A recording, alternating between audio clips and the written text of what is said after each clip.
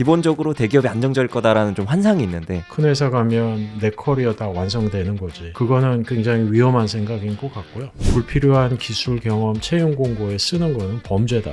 코딩 멍키가 되면 안 된다고 생각해. 코드만 짜고 싶으니까 다른 거 시키지 마. 그런 사람이야말로 대체 1순위죠. 한국과 실리콘밸리에서 굉장히 잘 알려진 개발자의 멘토 한기용님을 모셨습니다. 네, 반갑습니다. 네, 일단 한기용님 아마 그 저희 채널 보시는 분들은 또 개발자 커리어에 또 관심이 많으신 분들이라 한 번씩은 영상을 보셨을 것 같은데요. 그래도 혹시 간단하게 자기소개 한번 부탁드리겠습니다. 예, 제 이름은 한기용이고요. 한국에서 컴퓨터공학으로 학사 석사 마치고 삼성전자에서 커리어 시작했고요. 2000년에 좋은 기회 생겨서 실리콘밸리로 넘어가서 처음 11년은 검색 엔진 개발했었고 한 1년 정도 안신령 갖고 그 다음에는 데이터 도메인으로 넘어가서 작은 스타트업 중심으로 커리어를 이끌어 오다가 작년 12월에 이제 다니던 회사 퇴사하고 지금은 이제 1인 기업과 백수의 어떤 중간자적인 그런 삶을 살고 있습니다. 아, 요즘은 또 이제 한 30년의 개발자 커리어를 마치시고 또 멘토링을 중심으로 하고 계시다. 예, 멘토링을 이제 개인 멘토링도 많이 하고 뭐 그 창업자, 그 스타트업 자문 같은 것도 하는데 기본적으로는 굉장히 비슷한 것 같아요. 제가 볼 때는 다 심리 상담. 그러니까 다들 힘든 부분이 있단 말이에요. 창업자들은 당연히 그 회사를 운영한다는 거, 모든 거를 걸고 한다는 거, 그러다 보니까 힘든 부분이 많고 개인들도 이 세상이 워낙 빠르게 변하니까 뭐를 해야지 안전할까. 그래서 제가 볼 때는 좀 다른 것 같아도 같은 결은 결국은 그 심리 상담인 것 같고 그래서 저는 요즘 그 정신 건강에 관심이 많아요. 그래서 이거를 뭐 어떻게 이어갈지는 아직 잘 모르겠지만 뭔가를 한다면 이쪽 분야가 아닐까?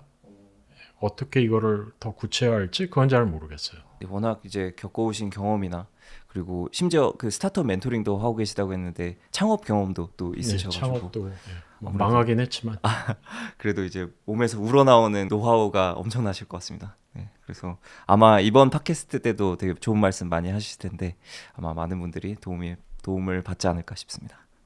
네. 아 그리고 이제 책 소개를 잠깐 드리자면 이 책은 이제 실패는 나침반이다라고 하는 책인데 이제 한기용님께서 이오 스튜디오와 함께 그래서 이 책 이벤트도 댓글을 달시면은 책을 증정해드리는 이벤트도 진행하니까요. 네, 많은 참여 부탁드리겠습니다. 또 추가 홍보 하나 드리면 이제 한기용님 유튜브 채널도 최근에 개설하셨다고. 예, 뭐 구독자 수는 얼마 안 되지만 아유, 한기용 유니버스라고 유튜브 채널이 있습니다. 아 그래서 거기서도 이제 개발자 커리어나 이런 전반적인 커리어 관련 그렇죠. 주로 커리어에 관한 이야기하고 제 이야기하고요. 근데 뭐 딴 데서 뭐 안 했던 얘기들이 그렇게 많은 것 같지는 않아요. 아, 그래도 뭐 다 저도 쭉 몇 개 영상 봤는데 다 피가 되고 살이 들은 되게 유용한 얘기가 많은 것 같습니다. 궁금하신 분들은 들어가서 구독 한 번씩 하시면 좋을 것 같습니다. 그러면 이제 본격적인 또 질문을 드리도록 하겠습니다. 일단은 그 커리어를 굉장히 30여 년간 겪어오시면서 약 17여 년간 커리어를 쌓아오신 후에 갑자기 안식년을 가지게 되셨다고 들었습니다. 그래서 이때 느끼게 된 게 굉장히 많으셨다고 들었는데 혹시 이 안식년을 어떻게 하게 됐는지 그리고 그때 느끼셨던 부분들이 어떤 게 있었는지 여쭙고 싶습니다. 예, 뭐 안식년을 계획을 해서 한 건 아니었고 이제 17년 동안 쉬지 않고 달려왔다 보니까 알게 모르게 쌓인 상처들이 있었고요. 약간 번아웃된 느낌도 있었고 그래서 뭔가 계획을 해서 했다라기보다는 좀 쉬어가야겠다는 생각이 들어서 그냥 무작정 1년을 목표로 쉬었던 거고요. 그걸 하면서 깨달았던 거는 내가 뭘 원하는지 잘 몰랐구나. 커리어를 열심히 살기는 살았는데 내가 원하는 거를 생각하면서 그 방향으로 달려갔다 그런 거보다는 특히 한국에 있었을 때는 더 그랬던 것 같은데 남하고 비교를 많이 했던 것 같고 뭔가 뒤처지지 않기 위해서 그 불안감을 많이 갖고 있었던 것 같아요. 그래서 그 1년 쉬면서 처음의 목표는 커리어 후반기에는 뭐를 하고 살까? 그게 이제 쉴 때 제 화두였거든요. 근데 실제로 쉬면서 느꼈던 거는 그런 게 꼭 필요한 건 아니고 뭔가 하루하루 살아있다는 느낌이 들면 되는 거구나. 이 꿈이라는 게 뭐 모든 사람에게 있는 건 아닌 것 같아요. 꿈이 있다라고 하면 그거는 어느 정도 복받은 게 아닌가 싶은데 저는 적어도 그때는 명확하게 생각나는 꿈은 없었고 그냥 그 전에 이제 다니던 회사들이 너무 재미가 없다 보니까 자신감도 잃었던 것 같고 결국 어디가 됐건 사람 좋은 곳에서 특히 성장하는 회사에서 그런 환경을 찾아가지고 열심히 하는 거 그러면서 뭔가 임팩트 내고 살아있다는 느낌이 드는 거 그게 나한테 필요했던 거구나 그거 하나 깨달았고 제가 또 커리어 전반기에 큰 회사를 2개 다녔거든요. 삼성전자하고 야후하고 2개 다녀보니까 나랑 잘 안 맞는구나. 뭐 좋은 점도 있고 나쁜 점도 있죠. 근데 저는 이제 다녀보고 경험을 한 거기 때문에 뭐 큰 회사가 꼭 나쁘다. 내지는 절대 가지 말라. 뭐 그런 건 아니고요. 큰 회사에 대한 환상은 없을 필요가 있는 것 같아요. 큰 회사 가면 내 커리어 다 완성되는 거지. 커리어의 모든 문제를 큰 회사가 해결해 주겠지. 그거는 굉장히 위험한 생각인 것 같고요. 하지만 갈 수 있으면 가서 경험해보고 여기가 나한테 맞는 건지 아닌지 본인이 판단할 수 있으면 그게 제일 좋지 않나 싶어요. 저는 2번 경험을 하니까 별로 안 맞는구나. 그래서 이제 후반기에는 좀 작은 회사 중심으로 찾아서 다녀야겠다. 그러니까 이제 전반기에 잘 못 느꼈던 게 환경의 중요성. 그러니까 나에 맞는 환경을 찾아가야 되는데 이제 멘토링 하다 보면 대부분의 사람들이 고민을 하는 포인트가 환경에 나를 맞추려고 하다 보니까 힘들어지는 거죠. 사실은 환경이 안 맞는 건데 내 탓을 하게 되니까 이제 힘들어지고 특히 또 많이 들어오는 질문이 회사 다닌 지 얼마 안 됐는데 이직해도 되나요? 회사 그만둬도 되나요? 그건 뭐 정답은 없죠. 하지만 이력서에 한 줄 올라가는 것보다 더 중요한 거는 나란 말이에요. 그래서 때로는 이게 좀 너무 짧다는 생각이 들어도 내가 거기 있음으로 인해서 자신감 잃고 상처가 생긴다고 하면 또 그 상처 언젠가는 또 치유를 해야 되니까 항상 제가 하는 얘기는 잘 판단해야 되지만 제일 소중한 건 나다. 그리고 나에게 맞는 환경을 찾는 것이 우선이 돼야 되고 그 다음에 그 환경에서 자기가 맡은 일을 최선을 다해서 하는 거. 그러니까 앞단에 잘못 선택을 할 수도 있지만 어떤 선택이건 상처로 남지만 않으면 제 책 제목처럼 실패가 아니고 나의 다음 방향을 설정하는 데 도움을 주는 나침반이다라는 거죠. 진짜 많은 분들이 저도 그렇고 되게 그 말씀하신 부분에 공감이 많이 됐던 게 대한민국에 살다 보면 남 눈치를 안 볼 수가 없는 것 같아요. 다 그냥 좀 정해진 길을 좀 눈치를 보면서 쫓아가게 되는 것 같고 그래서 나를 돌아볼 시간이 되게 일반적으로 많이 없는 편인데 이제 기용님께서는 17년 커리어도 겪으신 후에 또 1년 동안 본인을 돌아보는 그 과정에서 되게 느낀 점들을 솔직하게 말씀해 주시는 이런 부분들이 저도 그렇고 되게 많은 분들의 마음을 울렸던 것 같습니다.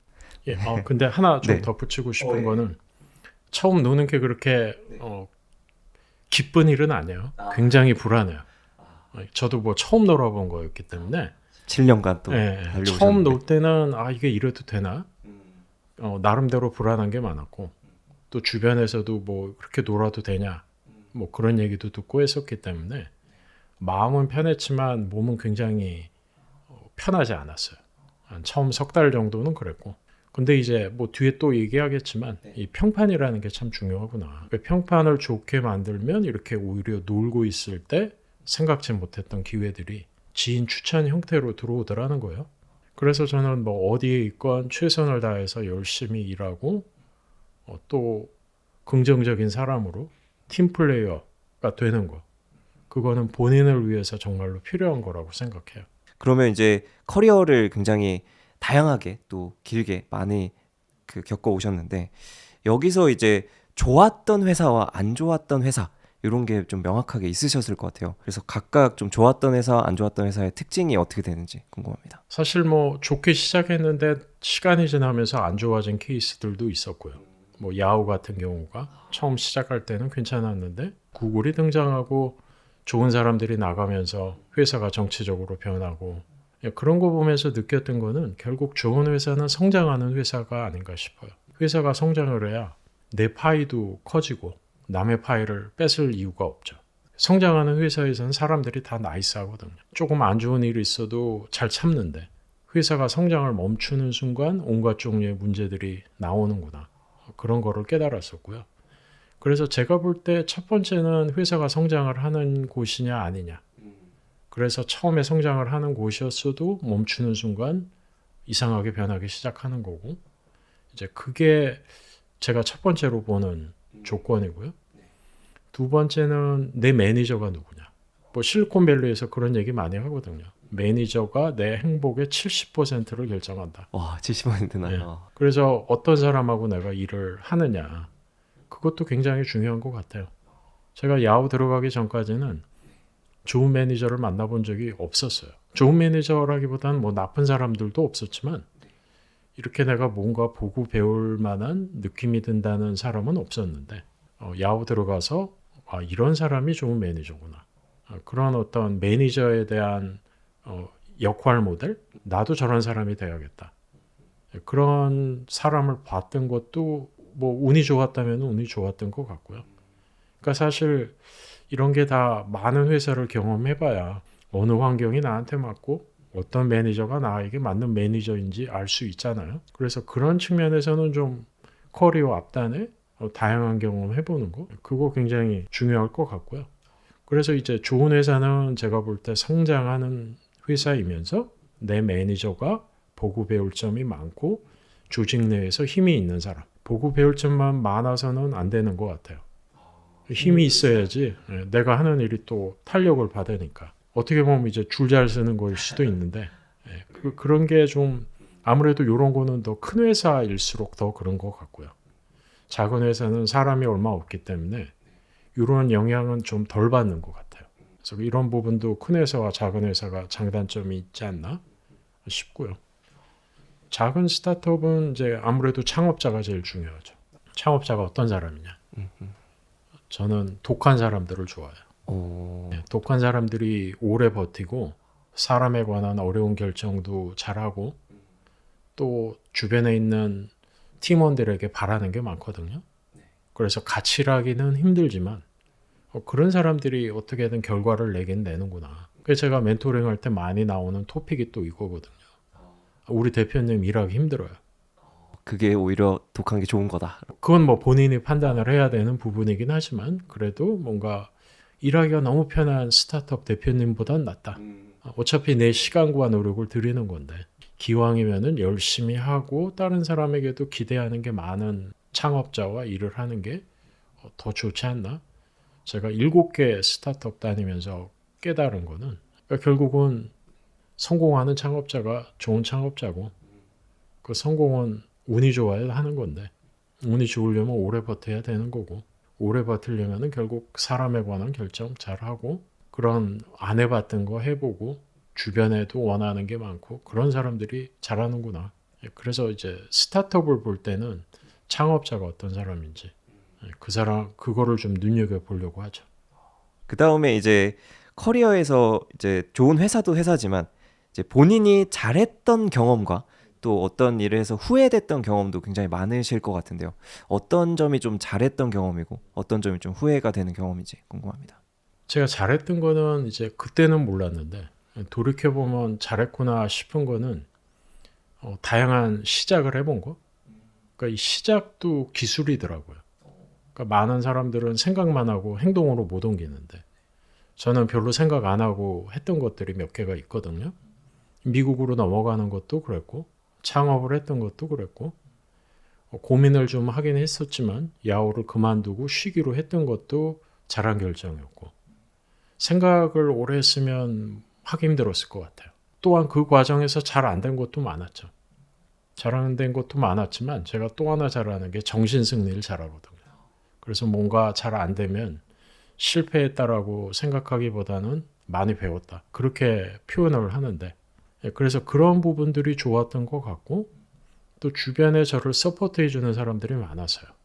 그래서 뭔가 생각지 못한 선택을 했을 때 잘하라고 이렇게 토닥여 주는 사람들, 제 와이프 포함해서 그리고 뭔가 잘 안 됐을 때 괜찮다고 해주는 사람들이 주변에 있던 것이 길게 보면 더 좋은 커리어, 건강한 커리어를 이끌어 오는데 도움이 되지 않았나? 그래서 요약하면 이제 너무 걱정하지 말고 시작하는 거. 생각보다 커리어 길단 말이에요. 내가 한두 개 했다가 망한다고 내 커리어가 망하는 건 아니라는 거. 시간이 많기 때문에 오히려 한 살이라도 젊을 때 내가 원하는 게 뭔가 많이 고민해보고 그거 시도해보고 잘 안 되면 실패했다고 생각하지 말고 많이 배웠다고 생각하고 제 책 제목처럼 실패는 나침반이다. 다음 방향을 그 배움에 맞춰서 바꾸면 되니까. 그래서 그런 얘기를 많이 해요. 긴 호흡으로 바라봐라. 여유를 가져라. 시간이 많이 있기 때문에 지금이야말로 원하는 게 뭔지 생각해보고 그거를 할 시간이다. 한 40대 중반 전이라면 오래 살기 때문에 커리어의 전반기가 아닌가 싶어요. 그러면 또 후회되는 경험은 어떤 게 있으셨을까요? 후회되는 경험은 가장 후회되는 거는 뭐 근데 후회라는 말을 하긴 하지만 뭐 그런 경험을 통해서 또 지금의 제가 있기 때문에 뭐 아주 정말로 이것 때문에 잠을 못 자겠다 뭐 그런 거는 아니에요. 그런 건 아니지만 그때로 다시 돌아간다면 다른 선택을 했을 것 같은 것들은 이제 첫 번째는 대학원 진학한 거예요. 그 뭔가 호기심이 있어서 진학을 했던 것도 아니고 그냥 친구 따라 강남 가는 식으로 다들 가니까. 네, 그때 그냥 뭐 졸업하던 동기들이 다 가니까 따라갔던 거. 그거가 좀 후회가 하나가 되고 그리고 그때부터 좀 뭔가 내가 원하는 게 뭔지 좀 고민을 많이 해봤으면 좋았을 것 같은데 그런 고민을 한 번도 해보지 않은 거. 그런 것들은 좀 후회가 되고요. 그 대학원 경험 그 여쭤보고 싶은데 그거에 대해서는 좀 대학원 경력이 좀 취업이나 이런 데 유리한 면도 있지 않을까요? 아니면 어떤 그렇죠. 뭐 도움이 되는 부분도 분명히 있기는 있어요. 있기는 있는데 그 시간에 먼저 커리어를 쌓았으면 더 그렇죠. 그러니까 그런 트레이드오프를 생각해 보면 호기심이 있어서 공부를 하는 건 좋은 것 같아요. 호기심이 없는데 그냥 따라가는 게. 그 호기심이나 분명한 목적을 가지고 공부를 하는 건 좋은 것 같은데, 그러니까 뭐 제가 했던 것처럼 그냥 친구 따라 강남 가거나 아니면은 이제 요즘 많이 보이는 패턴이 이제 취업이 힘드니까 도피성으로 약간 시간을 벌는 느낌? 이거를 하면은 조금 더 취업이 쉬워지지 않을까? 그냥 막연한 기대를 가지고 공부를 하는 거는 그거는 시간과 돈의 낭비가 아닌가 싶어요. 그래서 그런 게 좀 약간 후회가 되는데, 그러니까 조금 더 크게 보자면 결국 내가 원하는 게 뭔지 생각 안 해본 거. 그냥 흐름대로 따라가며 살았던 것들이 미국에 가서 보니까 알겠더라고요. 미국은 아무래도 사람들이 개성을 갖고 살잖아요. 한 방향으로 다 뛴다라기보다는 자기가 원하는 방향으로 뛰는 느낌이 있으니까 그런 거 보면서 또 특히 1년 놀 때 그런 생각을 많이 했었죠. 그래서 이런 거 관련해서 이제 EO 채널의 인터뷰가 굉장히 화제가 돼서 저도 굉장히 인상 깊게 봤는데요. 그리고 책도 내신 거 다 읽어봤는데 그래서 그 중에서 좀 제가 뽑은 좀 들려드리고 싶은 이야기 기용님을 통해서 다시 한번 좀 듣고 싶은 이야기들을 추려봤는데요. 경험이 많을수록 현명해진다는 착각 요거에 대해 말씀하신 부분이 너무 인상 깊었습니다. 그래서 일반적으로 이제 경험이 많으면 당연히 이분은 좀 경험이 많으시니까 현명하겠지라고 생각하는 좀 고정관념이 있는 것 같은데 요거에 대해서 말씀 부탁드리겠습니다. 경험이 많다는 게 꼭 긍정적인 경험만 많이 하는 건 아니다 보니까 이제 약간 좀 부정적인 경험, 내가 하고 싶었던 게 잘 안 되거나 사람과의 관계가 틀어져서 상처를 받거나 이제 그런 식으로 그런 이제 경험이 오래 쌓이다 보면 좋은 경험, 나쁜 경험이 이제 같이 생긴단 말이에요. 근데 이 나쁜 경험을 명확하게 인지하지 못하면 거기서 상처가 생기고 그게 이제 계속 쌓여가다 보면 사람이 현명해지는 게 아니라 오히려 좀 이상해지는구나. 그런 거를 하나 느꼈었고요. 또 하나는 이 사람이 다 장점, 강점이 있잖아요. 근데 이것도 시간을 지나면서 변해야 되는 거구나. 내가 주니어 때 생각했던 나의 강점이 내가 시니어가 됐을 때도 나의 강점이진 않을 수 있거든요. 근데 이런 것도 착각을 하다 보면 이제 커리어에서 좀 헤매는 시간들이 있을 거고. 그래서 결국은 이 베타인지 내가 어떤 사람인지를 잘 아는 거, 주기적으로 회고해보는 거, 그런 게 참 중요하다는 걸 느꼈어요. 저도 그런 걸 느꼈지만 주변에 이제 경험이 많은 분들 보면서 어떤 분들은 시간이 지나면서 점점 더 현명해지고 멋있는 사람이 되는데 어떤 분들은 그렇지 않구나. 그 차이가 뭘까? 결국은 그런 회고를 하면서 자기를 되돌아보고 또 이런 거 되돌아볼 때 이제 회고 얘기를 하면 회고하면 오히려 기분이 나빠져요. 그런 얘기 하시는 분들이 있거든요. 그러니까 이제 회고의 포커스를 아쉬움에만 맞추면 회고가 힘든 것 같아요. 근데 회고는 좀 균형 있게 내가 잘했던 거 어떻게 하면 더 잘할까? 어떻게 하면 내가 잘하는 게 인정받는 환경으로 갈 수 있을까? 아쉬운 거는 좀 너무 깊게 들어가서 나의 부족함을 탓하지 말고 약간은 유체이탈한 느낌으로 이런 일이 있었구나. 다음에는 좀 다르게 해봐야겠다. 그렇게 해야 되는데 회고를 좀 잘못하시는 분들은 아쉬움 중심으로 하시더라고요. 그리고 또 앞에랑 좀 연결되는데 이제 한국에서 살아오신 대부분의 분들이 이제 느끼는 게 기본적으로 대기업이 안정적일 거다라는 좀 환상이 있는데 요런 환상이 환상일 뿐이다라고 좀 말씀해 주시는 부분이 굉장히 인상 깊었는데 요거에 대해서 여쭤보겠습니다. 그 앞에도 잠깐 얘기했지만 그러니까 뭐 갈 수 있으면 가서 본인이 직접 경험해 보는 게 제일 맞지 않나 싶고요.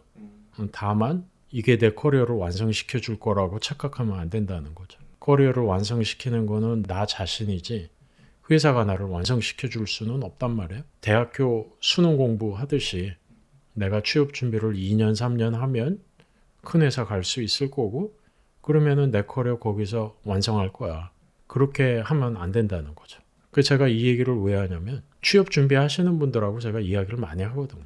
뭐 국비 지원 과정 제가 가르치는 것도 있고 데이터 엔지니어링 오랫동안 가르쳤던 것도 있고 그러다 보면 거기에 취업 준비하시는 분들 굉장히 많아요. 또 그리고 어떤 분들은 다른 직군으로 이제 시작을 했는데 이 IT 업계가 뜨니까 이쪽으로 직군, 직무 전환을 해야겠다. 그런 분들도 많고요. 그럼 이제 이런 분들이 갖고 있는 공통적인 생각은 이 모든 거를 공부로 해결하려고 하는 거죠. 공부를 오래 하면 대기업 갈 수 있을 거야. 근데 그 시간이 얼마나 힘들겠어요. 눈칫밥 먹어야 될 거고 주변에 나보다 빨리 시작한 친구들, 선후배들 보일 거고 그리고 이제 평생 직장이 사라진 세상이기 때문에 대기업 간다고 해서 딱히 더 안전한 것도 아니고 다시 한번 갈 수 있으면 가서 경험하는 게 좋지만 그거를 오랫동안 준비를 해가지고 거기 가면 모든 게 완성될 거라고 환상에 빠지면 안 된다는 거죠. 좀 작은 데라도 일단 커리어 중심, 내 중심으로 좀 경험을 쌓는 걸 먼저 좀 추천을. 그렇죠. 저는 지금 제 딸이 대학교 4학년인데 제 딸한테 하는 얘기는 빨리 돈 벌어라. 돈 벌고 경험 쌓고 그 다음에 더 좋은 데 가라. 그렇게 해서 점진적으로 발전을 해도 시간 많기 때문에 오히려 처음에는 정말로 내가 원하는 게 뭔지 고민해보고 그런 거부터 해봐라. 그런 얘기 하거든요. 그리고 또 하신 말씀 중에 더 적극적으로 질문했다면 이라는 챕터도 넣으셨던데요. 그래서 여기서 실제로 많은 분들이 이제 자기 검열 또 이제 질문의 중요성 이런 걸 강조하셨는데 요거에 대해서 어떻게 좀 질문을 더 잘할 수 있는지 이런 거를 너무 잘 풀어주셔가지고 그거에 대해 소개 한번 부탁드리겠습니다. 그러니까 먼저 그 자기 검열 얘기를 하고 그 다음에 질문 얘기로 한번 넘어가 볼게요. 그러니까 자기 검열은 기본적으로 내가 나를 판단하는 거예요. 사실은 내가 판단할 이유가 없는데 예를 들면 이력서를 낼까 말까 그 내 이력서가 이 채용 공고에 맞느냐 안 맞느냐는 그 채용 공고를 만든 사람 리크루터가 될 수도 있고 하이링 매니저가 될 수도 있고 그 사람들이 판단하는 건데 내가 나를 판단하는 순간 더 안 좋게 판단한단 말이에요. 그러니까 이력서를 못 내는 불상사가 생기고 또 채용 공고에 나온 거를 내가 다 알아야 된다. 그런 강박관념에 빠지면 이력서를 못 내는 거는 둘째치고 채용 공고 보고 공부할 게 늘어난단 말이에요. 저는 그런 사람들 많이 봤어요. 그래서 제가 항상 하는 얘기가 불필요한 기술 경험 채용 공고에 쓰는 거는 범죄다. 별 생각 없이 쓸지 모르지만 그것 때문에 이력서를 못 내고 오히려 공부를 더 하려는 사람들이 나오기 때문에 그래서 자기 검열의 예를 하나 들었지만 승진도 똑같은 거죠. 내가 승진을 할지 말지 결정하는 건 내가 아니고 내 매니저란 말이에요. 그러니까 매니저에게 빨리 물어보고 내가 승진에 관심 있다는 욕망 드러내고 그런 관점에서 어떤 게 부족하고 어떤 게 충분한지 파악을 한 다음에 그 매니저가 보는 관점으로 움직여야 되는데 이런 질문을 못하면 내가 나를 판단한다고요. 일단 일을 열심히 해서 결과를 낸 다음에 그 다음에 승진을 요구해야겠다. 그러면 내가 나를 판단하기 때문에 엉뚱한 방향으로 움직일 확률이 높고 또 매니저는 내가 승진이라는 거에 욕망이 있는지 없는지 모른단 말이야. 우는 놈 떡 하나 더 주는 거야. 그래서 이런 욕망 잘 드러내고 항상 이게 내가 나를 판단해서 말이 되는 건가? 판단할 사람이 따로 있다라고 보여지면 좀 더 적극적으로 행동하는 거. 그게 중요하다는 생각 들고요. 질문 같은 경우는 두 가지가 있는 것 같아요. 하나는 개인이 노력을 해야 되는 부분이 있고요. 또 하나는 그런 질문이 받아들여지는 환경을 찾아다녀야 되는 거죠. 굉장히 수직적이고 보수적인 조직이다. 그런 데에서는 질문하기 쉽지 않거든요. 그래서 일단은 개인적인 관점에서는 질문을 잘하는 방법은 이제 하나는 어린아이처럼 순진하게 내가 모르는 용어가 있다, 개념이 있다, 그러면 약간 민폐인 것 같아도 내가 모르면 남도 모르겠지. 뭐 약간 그런 생각으로 손 들고 물어보는 거. 팀에 그런 사람 한 명만 있어도 분위기 꽤 좋아진단 말이에요. 그게 이제 첫 번째고, 두 번째는 그냥 모르겠어요. 뭐 다시 설명해 주세요. 그렇게 하는 것보다는 이렇게 이해했는데 맞나요? 내가 이해한 거를 설명하고 확인하는 거. 뭐 그런 식으로 질문하는 게 저는 더 좋더라고요. 그럼 이 사람이 내가 질문한 거를 어느 부분에서 잘못 이해했는지 알 수 있고, 이런 질문이 많이 나오네. 다음에는 내가 설명을 좀 다르게 해야겠다. 뭐 그런 생각도 들고. 또 앞에 첫 번째 케이스도 똑같은 건데 누가 용어 설명해 달라고 하면 다음부터는 이런 용어 사람들이 모를 수 있으니까 내가 설명하고 들어가야겠구나. 뭐 그런 것도 배울 수가 있죠. 그래서 이 두 개가 일단 질문을 잘하는 습관을 만드는 거 아닌가 싶고, 이제 환경이라는 관점에서는 리더 역할을 하시는 분들이 중요한 것 같아요. 질문을 장려해야 되는 거고, 누군가 질문을 하면 어떻게든 잘 대답해 주려고 해야 되는 거고, 제가 볼 때 나쁜 질문은 똑같은 질문 반복하는 거. 그거 이외에는 없는 것 같아요. 그래서 이거는 개인도 노력을 해야 되지만 이 질문이 받아들여지는 환경을 찾아가는 거, 또 질문이 받아들여지는 환경을 리더들이 만들어가는 거. 그게 병행이 돼야지 의미가 있지 않나 싶네요. 그러면은 이제 아마 시청하시는 분들도 대부분 그 개발자 분들이 많으실 것 같은데요. 그래서 워낙 이제 멘토링을 많이 하셨다 보니까 각 단계별로 많이 하는 질문들이 있을 것 같습니다. 각 단계별 사람들을 위한 조언의 시간을 좀 갖도록 하겠습니다. 그래서 일단 첫 번째로 취준생들이 좀 많이 하는 질문이나 뭐 많이 해주시는 조언 이런 게 있을지 궁금합니다. 예, 취준생들이 이제 많이 하는 고민은, 이건 사실 뭐 주니어도 뭐 비슷한 고민들을 많이 하는데 지금 내가 잘하고 있나? 그런 고민 많이 하는 것 같아요. 그러니까 뭔가 이제 취업 준비를 하려면 공부할 게 많잖아요. 그러다 보면 예를 들어 내가 프론엔드를 선택했는데 프론엔드가 나한테 맞는 건가? 그런 고민을 많이 하죠. 그래서 어떤 친구들은 뭐 프론엔드 한 석 달하고 백엔드 석 달하고 뭐 데이터 엔지니어링 석 달하고 그러는 거 많이 보는데, 그러니까 뭐를 선택을 하고 한 6개월 정도는 올인해야 되는 게 아닌가 싶어요. 간 보려고 하지 말고. 근데 이렇게 또 하는 친구들이 왜 그럼 이런 행동을 하느냐? 주변에 있는 사람들하고 비교를 많이 하더라고요. 같이 프론엔드 공부를 시작했는데 나보다 훨씬 빠르게 배우는 사람들이 있어요. 그럼 뭔가 난 이거 하면 안 되는 것 같아. 그래서 이제 하다가 때려치고 바꾸는 거죠. 근데 그렇게 1년이 지나가는 거야. 3개월씩 한 4개의 직군을 준비하다가 1년이 지나갔고, 본인은 1년 준비했다고 하는데 제가 볼 때는 석 달 한 거예요. 그래서 뭐를 하건 좀 진득하게, 적어도 6개월은 남하고 비교하지 말고 내가 잘하고 있나 너무 판단하지 말고 그냥 하는 거죠. 그게 이제 제가 첫 번째로 많이 드리는 얘기고, 두 번째는 아까 얘기했던 거랑 비슷한 건데 너무 공부로 승부하려고 하지 마라. 이게 무슨 수능처럼 커리큘럼이 명확하게 있는 것도 아니고, 내가 필요한 만큼 공부를 하고 그 다음부터는 뭐 면접 활동하고 병행을 하고 그런 걸 해야 되는데, 수능 공부하듯이 과목이 정해져 있으면 그 모든 과목을 다 알아야 된다는 강박관념들을 많이 갖고 있는 것 같아요.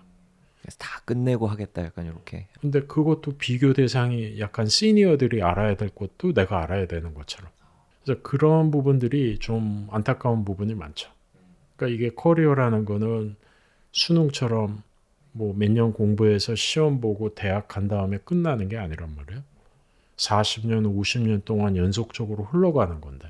그리고 사실 내가 처음에 썼던 거 조금씩 다른 형태로 계속 반복해서 쓰는 거란 말이에요. 소프트웨어 엔지니어는 결국 코딩을 다른 환경에서 반복해서 하는 거죠. 그래서 이런 걸 관통하는 뭔가가 있다라는 거를 이제 아무래도 처음에는 좀 알기가 힘드니까 다 알아야지만 준비가 된 것 같고, 그러면 그때부터 이력서를 내겠다. 그리고 이제 이력서도 대기업을 선호를 하니까 작은 회사는 별로 눈에 안 들어오고, 물론 요즘은 이제 경기가 안 좋아서 옛날만큼 그런 것 같진 않아요. 그래서 일반적으로 취준생들은 좀 그런 거가 있었고요. 근데 이제 취준생도 아까 얘기했던 것처럼 대학을 졸업한 취준생이 아니라 이미 다른 직군을 시작을 했는데 직무 전환을 하려는 사람들이 있단 말이에요. 그럼 이제 이런 분들이 갖고 있는 많은 고민, 물경력이라고 생각하는 거죠. 뭐 예를 들면 이제 제가 데이터 엔지니어링 가르칠 때는 온갖 종류의 백그라운드를 가지신 분들이 있었어요. 소방관도 있었고, 초등학교 교사도 있었고, 호텔에서 근무하시는 분도 있었고. 그럼 이런 분들은 뭐 대학 졸업하고 커리어를 10년, 15년 이어온 다음에 새로운 직군으로 넘어가려고 하니까 자괴감이 드는 거예요. 내가 그동안 일해온 게 아무 도움이 안 되네. 그러니까 이런 이미 커리어를 시작을 했는데 이제 커리어의 방향을 틀려고 하시는 분들이 많이 생각하는 게 이제 물경력이고요. 주니어들도 그런 생각 엄청 많이 해요. 주니어 개발자들도. 내가 회사에서 열심히 일은 하는데 뭘 배웠는지 모르겠다. 내가 이력서에다가 이 회사에서 한 일을 뭐라고 적어야지? 그냥 나는 뭔가 한 분야를 파는 게 아니라 닥치는 대로 일을 했다. 그러면 그 경우에도 물경력이라고 생각하더라고요. 근데 뭐가 됐건 내가 열심히 했고 거기서 성과가 나왔으면, 그리고 그때 나름 재밌게 지냈으면은 그게 땀 경력이지 물경력이라고 자기 비하를 할 필요는 없는 것 같아요. 근데 상당수의 분들이 본인의 지금까지 쌓아온 경력이 아무 도움이 안 된다고 생각을 많이 하더라고요. 뭔가 새로운 일을 하다 보니까 이전 것들이 사실 도움이 안 될 거라고 생각하는 게 많은데 실제로 좀 도움이 되는 경우가 많을까요? 직군 전환. 모든 경험은 거기서 상처가 남지만 않으면 다 도움이 되지 않나 싶어요. 특히 요즘처럼 이렇게 빠르게 변하는 세상에서는 그 다양한 경험을 해보고 그거를 통해서 커넥팅 더 다츠를 할 수 있는 그런 능력들, 그게 언젠가는 발휘가 될 거라는 거죠. 그리고 다시 한번 또 오래 살잖아요. 그러니까 내가 앞단에 뭔가 지금 하는 일하고 다른 일을 했지만 다 의미가 있는 거고, 지금 내가 새로운 일을 한다고 해서 이 일이 또 영원하지는 않을 거란 말이에요. 그래서 이건 그냥 하나의 내 커리어 여정이지 잘하고 못했고를 너무 생각할 필요는 없지 않나 싶어요. 그 다음에 또 개인적으로 이제 그 조코딩 채널에 많이 달리는 질문 중에 이런 게 있습니다. 그 취준생 분들 중에 특히 좀 늦게 시작하시는 분들이 저는 20 몇 살인데 아니면 저는 30 몇 살인데 너무 늦지 않았을까요? 막 이런 질문들을 굉장히 많이 해주세요. 그래서 몇 살이면 너무 늦을까요? 이런 나이에 대한 이런 질문들 많이 받으실 것 같은데 요거는 어떻게 답변을 주로 주시나요? 예, 그래서 이건 아무래도 뭐 한국 사회가 나이를 많이 따지는 사회다 보니까 뭐 이거를 벗어나기는 힘든 것 같은데, 미국에서는 이제 실제로 뭐 40대 후반, 50대 초반에 주니어 개발자로 처음 시작한 사람들을 좀 봤거든요. 특히 이 한인 여성분들 중에. 그래서 그런 거를 보면서 이런 나이를 생각지 않는 문화, 그러니까 그건 양방향인 거죠. 사람을 뽑는 관점에서도 나보다 나이가 많아도 뭐 주니어라고 판단되면 주니어로 뽑는 거고, 뽑히는 사람도 내가 나이가 많아도 이 분야에서 내 능력이 주니어면은 주니어로 시작하는 거고, 그런 거는 참 부럽다라는 생각을 많이 했었고, 그거는 아마 바뀌지 않을까 싶어요. 점점 이제 나이 안 보는 쪽으로. 뭐 그럴 수밖에 없는 게 인구가 줄고 있고, 예, 그래서 그거는 제 생각에 좀 앞으로 많이 바뀌지 않을까? 그러네요. 이제 인구 그 피라미드상 일할 수 있는 젊은 층이 점점 줄어들다 보니까 결국에는 그럴 수 있겠네요. 또 똑같은 얘기지만 뭐 앞으로 살 날이 많기 때문에 예, 뭐 주변에서 저 사람 나이가 많어라고 바라보는 건 뭐 내가 어떻게 할 수 없는 거지만 내가 나이가 많다고 생각할 필요는 없는 것 같아요. 그 다음에 좀 주니어 이제 사회에 들어가서 일을 한 지 몇 년 안 됐을 때 좀 많이 나오는 고민과 질문들이 있을 것 같아요. 그래서 어떤 질문들이 있을까요? 아까 이제 잠깐 얘기를 하긴 했는데 이제 제일 많이 들어오는 질문은 연차 얘기를 많이 해요. 그러니까 아까랑 좀 다 연관된 거예요. 마치 학교 다닐 때 학년이 있는 것처럼 내가 3년 차면은 뭐 이 정도 알아야 되는 거 아닌가? 5년 차면은 이 정도 알아야 되는 거 아닌가? 그거를 통해서 압박을 받는 거죠. 나 지금 5년 회사 경력이 있는데 5년 동안 뭘 했는지 모르겠다. 그러니까 굉장히 기술지향적으로 바라보는 거예요. 내가 어떤 기술을 써봤지? 근데 이제 회사에서는 사실 뜨는 기술을 쓰기는 쉽지 않다고요. 레거시 프레임워크로 만들어진 서비스일 가능성이 높고 뭐 그 당시에 뜨는 기술로 만들어도 몇 년 지나면 레거시 된단 말이에요. 그러니까 이게 돌고 도는 건데 그런 거보다는 뭔가 이 연차에 대한 압박을 받으니까 3년 차면은 3년 차에 맞는 뭔가가 있어야 될 것 같고 그래서 그 멘토링 할 때 그런 질문 많이 해요. 3년 차가 됐는데 이력서에 쓸 게 없습니다. 이런 형태의 질문들 굉장히 많이 들어오고요. 그런 게 또 이제 많은 경우 또 비교를 하는 거죠. 굉장히 잘 나가는 3년 차가 있다. 그럼 저 사람은 왜 저렇게 잘 나갈까? 그러니까 뭔가 저 사람은 타고난 것 같고 나는 아닌 것 같고. 근데 이제 그분이 뭐 앞단에 어떤 노력을 했는지는 안 보이잖아요. 그러니까 결과론적인 모습을 놓고 비교를 많이 하는 것 같고요. 그러다 보니까 불행한 거예요. 비교를 하다 보니 회사 일도 바쁜데 내가 배우는 기술이 너무 뒤처졌다라는 조바심을 내면 집에 가서 또 공부한다고요. 그러니까 안 좋은 의미의 주경야독을 하는 거예요. 낮에는 회사 일 하느라고 바쁘고 저녁에는 아주 불편한 마음으로 공부하고.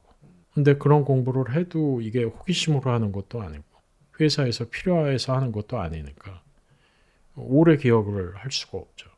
뭐 약간의 자기 위안은 될지 모르겠어요. 오히려 그냥 친구들하고 놀고 그러는 게 더 좋은 생각이 아닌가? 그 다음에 회사에서 맡은 일을 잘하기 위해서 필요한 기술을 공부를 하거나 근데 그런 게 굉장히 많았고요. 그 다음에 아까 그게 이제 연관된 게 본인의 경력이 물경력이라고 생각하는 거고 거기서 이제 많은 오해들이 나오죠. 회사에서 인정받고 좋은 평판 쌓고 영향력을 갖는 거는 내가 기술을 뭐를 아느냐 가지고 만드는 건 아니란 말이에요. 어떤 결과를 냈냐. 팀플레이어였냐. 나의 존재로 인해서 주변의 사람들의 역량이 올라갔냐. 그런 건데 너무 기술지향적으로 바라보는 것 같아요.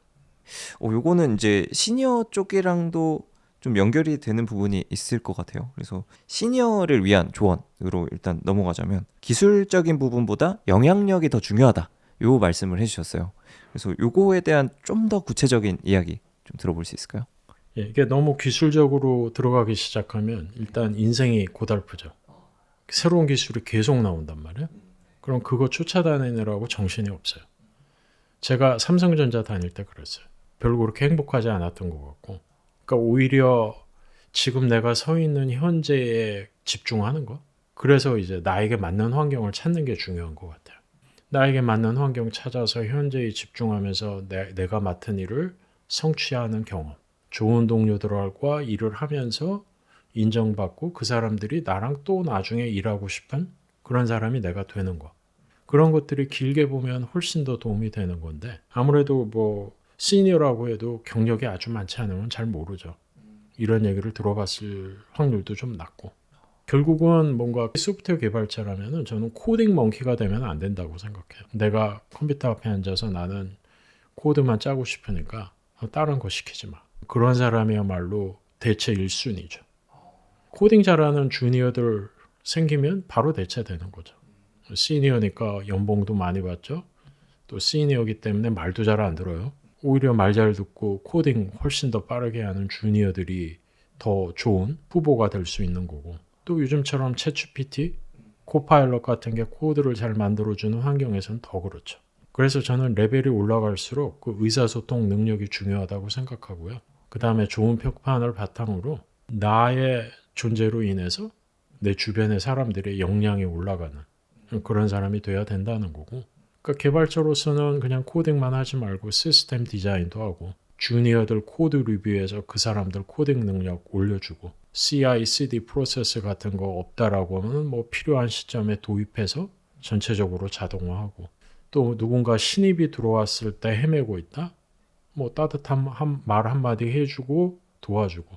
그래서 그 혼자만 일하지 말고 다른 사람들과 일하는 형태로 변화해야 된다고 생각해요. 그리고 그게 저는 영향력이라고 봐요. 여기서 이제 좀 궁금한 부분이 그런 얘기를 들었어요. 그 실리콘밸리에는 한국에서는 아무래도 좀 경력이 쌓일수록 매니저 쪽으로 어떻게 보면 가야만 되는 좀 이렇게 압박이 있는데 그래도 실리콘밸리나 이런 지역에서는 좀 기술 지향적인 거를 계속 추구하는 사람이 결국에 이제 시니어가 돼서도 계속 기술만 파는 그런 시니어가 실리콘밸리는 있다. 약간 이런 얘기를 들었는데 혹시 실제로 이제 실리콘밸리 경험을 하시면서 이런 얘기에 대해서는 어떻게 네, 생각하시나요? 맞는 사실이고요. 그러니까 네. 보통 회사들이 트랙이 두 개가 있죠. 네. 그러니까 예를 들면 처음에는 다 뭐 주니어 개발자, 뭐 시니어 개발자 올라가다 보면 이제 어느 레벨 위에서는 두 갈래로 나눠지는 거예요. 매니지먼트 트랙으로 갈 사람과 시니어 그 아키텍트로 갈 사람.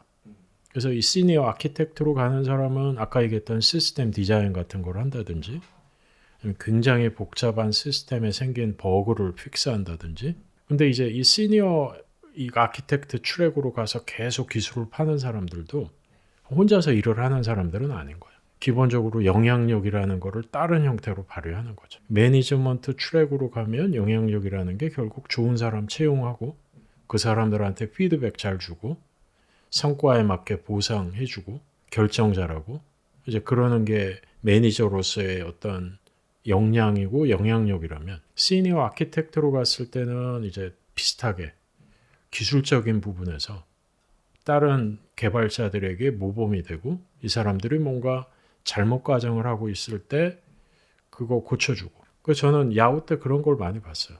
주니어 개발자들은 뭐 코드 쓰느라고 정신이 없고 약간 경험이 많은 굉장히 시니어급 엔지니어들은 주니어 개발자들이 작성한 코드 딜리트하고 있고 진짜 경험이 많은 아키텍트들은 그 일은 안 해도 돼.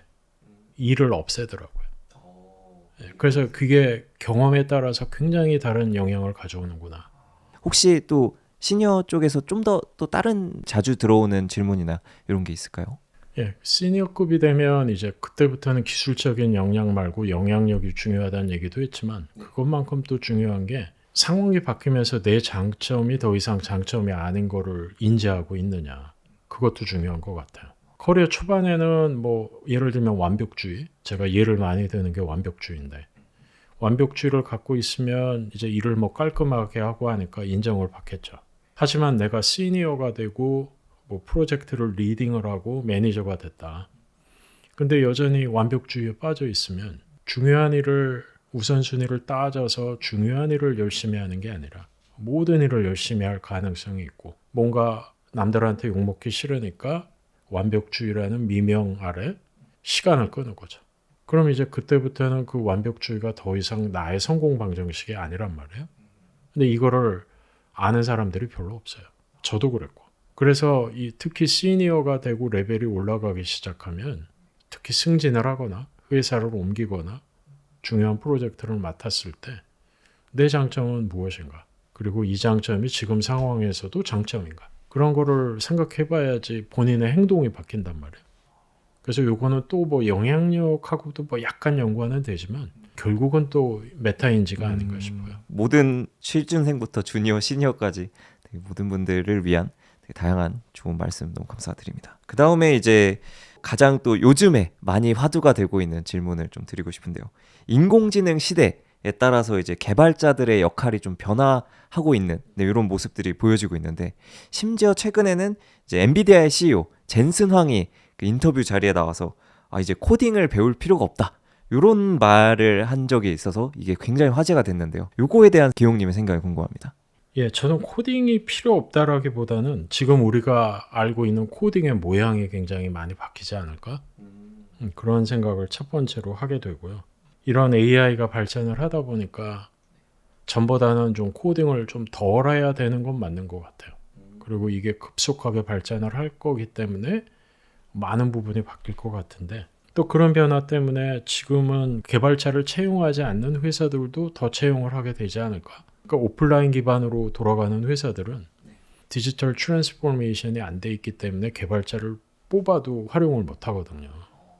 세계의 많은 회사들이 IT 회사는 아니란 말이에요. 개발자 없이 돌아가죠. 뭐 외주를 줄 수도 있고 뭐 그런데 저는 이런 코딩이라는 게 쉬워지면은 더 많은 산업에서 수요를 만들어내지 않을까 하는 생각이 하나가 있어요. 그래서 모양이 이게 어떻게 바뀌고 앞으로 미래가 어떨지 전혀 감은 안 오지만 코딩이라는 게 지금 우리가 알고 있는 모양은 아닐 것 같고요. 이게 더 많은 도메인에서 쓰이지 않을까? 처음에 옛날에 그 엑셀이 나왔을 때는 엑셀을 쓸 줄 아는 사람이 몇 명 없었단 말이에요. 그래서 엑셀만 해도 잡을 수 있었는데 지금은 그 숙련도의 차이는 있지만 대부분의 사람들이 조금은 쓸 줄 알잖아요. 적어도 IT 도메인에 있는 사람들은. 그래서 코딩도 뭐 어쩌면 좀 약간 그런 모양으로 바뀌지 않을까? 뭐 그런 생각은 하게 돼요. 그래서 젠슨 황의 말이 뭐 완전히 틀린 것 같지는 않은데 좀 심하게 얘기한 거가 아닌가 저는 그렇게 생각해요. 그러면 이제 또 이제 개발자분들 혹은 개발자를 준비하시는 분들이 많이 보시다 보니까 이제 개발자로서 AI 시대를 어떻게 준비해야 될까 요거에 대한 고민이 굉장히 많은 시기일 것 같습니다. 그래서 거기에 대한 좀 기용님의 생각이 궁금합니다. 굉장히 많이 들어오는 질문인데 뭐 다시 한번 저도 잘 모르죠. 잘 모르지만 이 AI 시대라고 해서 너무 막 고민하고 뭐를 준비해야 될까 찾아다니는 것보다는 약간은 뒤처진다는 느낌으로 이런 젠 AI 툴들을 내 실무에 많이 쓰는 게 제일 좋은 것 같아요. 그러니까 너무 앞서가려고 하지 말고 너무 예측하려고 하지 말고 이것들을 쓰면서 뒤에서 빠르게 쫓아가는 거. 챗GPT 사용하고 GitHub 코파일럿 써서 내가 개발하는데 매일 쓰고 내 옆에 앉아있는 친구라고 생각하고 페어 프로그래밍하고 그러면서 쫓아가는 것만으로도 충분하지 않나 싶어요. 변화를 두려워하지 않는 사람이 돼야 되지 않나? 그런 생각이 들고요. 그래서 지금이야말로 내가 원하는 게 뭔지 고민해 봐야 될 때가 아닌가 싶어요. 점점 더 기술이 쉬워질 거기 때문에 한 사람이 할 수 있는 일의 폭이 넓어진단 말이에요.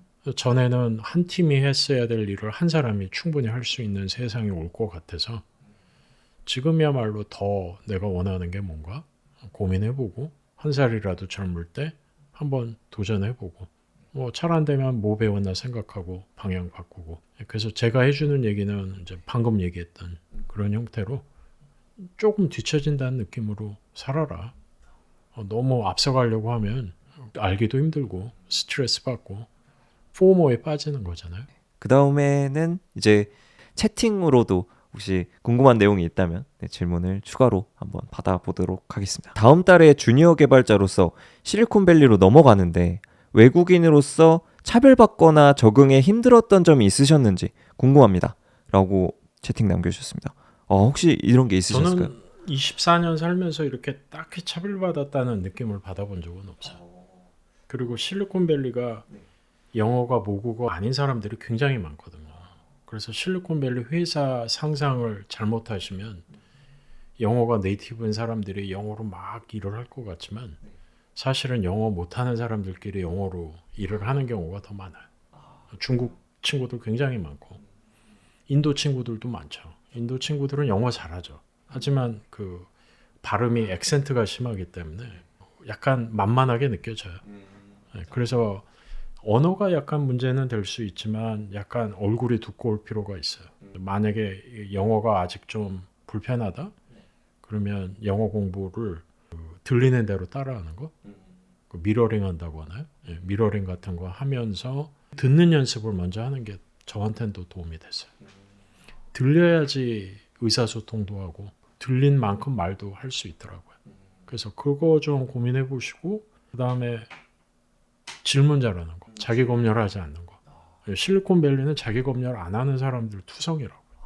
여기서 살아남으려면 욕망 잘 드러내고 뭔가를 하기 전에 먼저 많이 물어보고 업무도 방향을 이해해야 된단 말이에요. 등산으로 치면 어느 산으로 올라가는 건지 확인하고 올라가야죠. 근데 그게 아니라 확인 안 하고 아무 데나 올라간 다음에 나 열심히 했다. 그거는 아닌 거란 말이에요. 그래서 자기 검열 안 했으면 좋겠어요. 그 다음에 미국은 해고와 고용이 빈번하게 일어난다고 들었는데 실제로 느끼신 분위기는 어떤가요? 해주셨는데 어떠셨나요? 한국보다는 훨씬 다이나믹하죠. 이직도 작고 해고라는 게 커리어의 그냥 하나의 이벤트인 거예요. 언제든 일어날 수 있는. 해고 됐다고 해서 내가 이상한 사람은 아닌 거고 커리어가 길어지다 보면 누구나 발생할 수 있는 일이고 회사가 상황이 나빠지면 조직을 날리기도 하고 회사 직원의 10% 20% 날린단 말이에요. 그래서 이거를 너무 개인적으로 받아들이지는 않는 분위기죠. 그거는 확실히 있는 것 같아요. 기용님도 실제로 좀 해고나 이런 걸 겪어보신? 제가 해고를 당해본 적은 없는데 저는 해고는 많이 해봤죠. 매니저로서. 특히 야후 있을 때 야후가 회사가 나빠지다 보니까 6개월에 한 번씩 10% 20% 해고하고 하는 일들이 있었거든요. 근데 또 좋은 거는 그래도 그 노동시장이 유연하단 말이에요. 갈 곳도 많고. 그래서 요즘처럼 경기가 안 좋을 때는 좀 문제가 될 수 있지만 대부분의 경우에는 그게 그렇게 큰 문제가 되는 것 같지는 않아요. 나와도 또 갈 데가 있으니까 그럴 수 있겠네요. 그리고 그거를 무슨 색안경 끼고 바라보지 않기 때문에. 이거 해고 당해도 능력이 안 돼서가 아니라 그냥 또 여러 가지 자연스러운. 상황으로 그게 발생했다라고 보기 때문에 그걸 사실 굳이 밝힐 필요도 없는 거고. 인프라 운영 경험 10년 이상 상태에서 개발자로 전환이 가능할까요? 가능하다면 얼마나 어려운 상황일까요? 인프라 운영 쪽 담당하시다가 이제 개발자로 전환이 가능할까요? 이거는 저라면은 그러니까 이러한 어떤 직군 전환은 지금 내가 있는 회사에서 하는 게 제일 좋은 것 같아요. 만약에 내가 지금 회사에서 어느 정도 인정받고 있다, 성과를 내고 있었다, 그러면 이제 사람들도 알 거고 그 사람들이 나를 또 서포트 해줄 거기 때문에 난 지금 인프라로 일하고 있지만 다른 회사로 이직을 하면서 개발자가 되겠다. 그거 힘든 거예요. 그래서 만약에 지금 회사에서 그렇게 평판이 나쁘지 않다면 저라면 지금 회사에서 직군을 전환을 해서 신분 세탁하고 그 다음에 딴 데 가면 되잖아요. 아니면 인프라 하는 일로 다른 회사 조인한 다음에 거기서 또 바꾸는 것도 방법이고. 저라면은 그런 방식으로 갈 것 같고요. 만약에 그게 가능하지 않다, 여러 가지 이유로, 그래도 그 언저리에 있는 일을 했기 때문에 불가능할 거라고 생각되진 않아요. 그러니까 다만 너무 기대를 크게 갖고 짧게 될 거라고 조금 노력해서 될 거라고 생각하면 힘들어질 수 있기 때문에 좀 여유 있게 생각을 가지고 지금 잘하고 있나 못하고 있나 판단 너무 자주 하지 말고 꾸준히 최소 6개월은 올인 해보는 거, 그런 게 필요할 것 같아요. 네, 그 다음에 미국으로 취업하려면 현실적으로 영어 말고 무엇을 준비해야 될까요? 라고 해주셨는데 어떤 게 있을까요? 미국 취업에서 제일 힘든 건 비자죠. 비자면은 그 대학원 가서 그 H1B였나요? 그거를 따는 게 일반적인 그렇죠. 경로인가요? 근데 요즘은 그게 확률이 높지 않아요. H1B가 그게 제비뽑기거든요. 확률이 10%예요. 그런데 이제 대학원을 졸업을 하면 그 제비뽑기에 2번 들어가거든요. 그러니까 20%인 셈이에요. 그래도 여전히 낮잖아요. 근데 대학원 2년 다니려면 1년에 보통 1억 정도 든다고요. 그럼 2억 들여서 20%. 근데 그 OPT라는 거를 받게 되기 때문에 졸업하고 3년은 그냥 일할 수 있어요. 비자 없이. 그러니까 3년 안에 비자를 받든지 영주권을 시작하든지 그런 게 있기 때문에 미국에서 일하는 거에 있어서 가장 큰 걸림돌은 비자를 어떻게 할 거냐. 근데 요즘 그 NIW라는 제도가 있어서 NIW요? NIW라는 제도, 그걸로 요즘 미국으로 넘어오는 개발자들 저 굉장히 많이 봤어요. 그거는 혹시 제가 처음 들어보는데 어떤 제도일까요? 그 미국 관점에서 볼 때 미국에 도움이 될 것 같은 개발자다. 근데 그 바가 되게 높은 건 아니에요. 기본적으로는 석사학위가 있거나 필드에서 한 5년, 10년 이상 일한 사람들, 그러니까 영주권이 3가지 카테고리가 있는데 두 번째 카테고리에 해당되는 사람들이면 이 NIW에도 해당이 되거든요. 요즘 굉장히 많이 봤어요. 그래요. 좀 H1B보다도 좀 확률이 높은 편인가요? 이거는 경쟁을 하는 건 아니잖아요. 네, 그리고 이거는 영주권이란 말이에요. H1B는 6년 동안 일할 수 있는 거예요. 3년 하고 갱신해서 또 3년 하고 그 다음은 안 돼요. 그 다음에 미국 밖에 나갔다가 1년 이상 나갔다가 들어와서 H1B 또 한 번 할 수 있는데 H1B는 2번밖에 평생 못 해요. 제가 미국 이민법은 굉장히 잘 알아요. 아, 굉장히 왜냐면 바삭하시군요. 예. 저도 그 과정을 거쳤지만 아, 예. 제가 일할 때 팀원들이 또 미국인이 아닌 사람들이 많다 보니까 1대1 미팅 하다 보면 항상 이 얘기 나오거든요. 예, 본인의 신분이 안정이 돼야지 일을 잘할 수 있단 말이에요.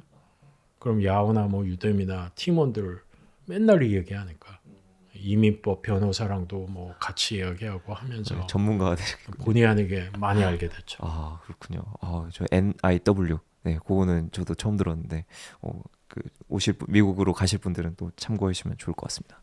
그러면은 질문은 네, 여기까지 하면 좋을 것 같고요. 그리고 일단 책 증정 이벤트가 있습니다. 지금 이 팟캐스트 영상을 보시고 댓글로 감상평을 남겨주신 분 중 5분을 추첨해서 실패는 나침반이다 라는 한기용님의 책을 증정해드리는 이벤트를 진행하고 있으니까요. 네, 많은 참여 부탁드립니다. 그러면은 긴 시간 참여해 주셔서 너무 감사드리고요. 다시 한번 초대해 주셔서 감사드려요. 기용님 말씀에 되게 큰 도움 받는 분들이 굉장히 많았을 것 같습니다. 그러면 이제 방송 마치도록 하겠습니다. 감사합니다. 네, 고맙습니다.